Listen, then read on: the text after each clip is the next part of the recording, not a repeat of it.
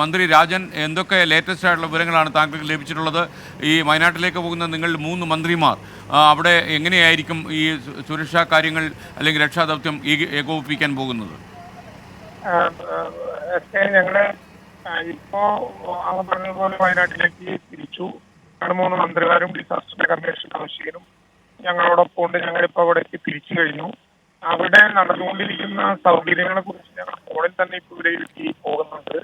ഇപ്പൊ നമുക്ക് കിട്ടാവുന്ന ഒരു പുതിയ നിർദ്ദേശം, അത് നമുക്ക് ലഭ്യമാകുന്ന ഒരു പുതിയ വിവരം, നമ്മള് കേരളം ആവശ്യപ്പെട്ടതനുസരിച്ച് ബാംഗ്ലൂരിൽ നിന്ന് MEG-യുടെ മദ്രാസ് എഞ്ചിനീയറിംഗ് ഗ്രൂപ്പിന്റെ ഒരു പ്രത്യേക സംഘം ബാംഗ്ലൂരിൽ നിന്ന് ഇങ്ങോട്ട് തിരിച്ചിട്ടുണ്ട്. അവർക്ക് ഈ പുഴയെ ക്രോസ് ചെയ്യാൻ കഴിയുന്ന ഒരു ബെയിലി ബ്രിഡ്ജുമായിട്ടാണ് അവര് അവിടെ നിന്ന് തിരിച്ചിട്ടുള്ളത്.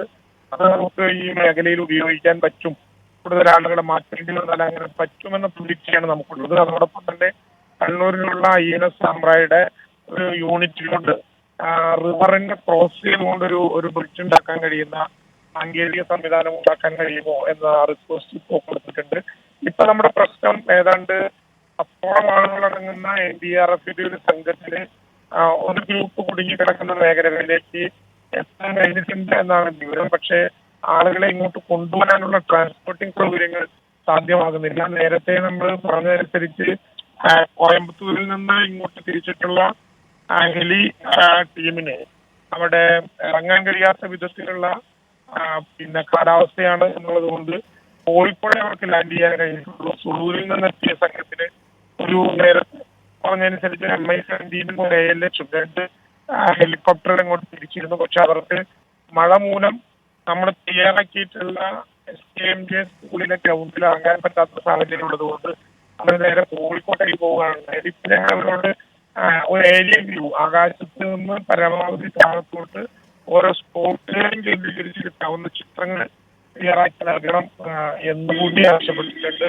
നല്ല മഴയുണ്ട്, പോകുന്ന വഴിയും നല്ല മഴയുള്ള കാലാവസ്ഥയുണ്ട്. അതുകൊണ്ട് ആ വിധത്തിലും ഏകോപിപ്പിക്കാനുള്ള ചെറിയ മഴയൊരു പ്രധാനപ്പെട്ട പ്രശ്നമായി മാറിയിട്ടുണ്ട്. എന്തായാലും ഇക്കാര്യത്തിൽ ട്രെയിൻഡായ വിധത്തിലുള്ള ഫയർ ആൻഡ് റെസ്ക്യൂ ടീമിനെ പൂർണ്ണമായും അപ്പുറത്തേക്ക് കടത്തിവിടാനുള്ള മാർഗങ്ങളാണ് ഇപ്പോൾ ആലോചിക്കുന്നത് എന്നാണ് അവിടെ ക്യാമ്പ് ചെയ്തിട്ടുള്ള ജില്ലാ കളക്ടർ ഉൾപ്പെടെയുള്ള ആളുകളുമായി ബന്ധപ്പെടുമ്പോൾ നമുക്ക് ലഭ്യമാകുന്ന വിവരം.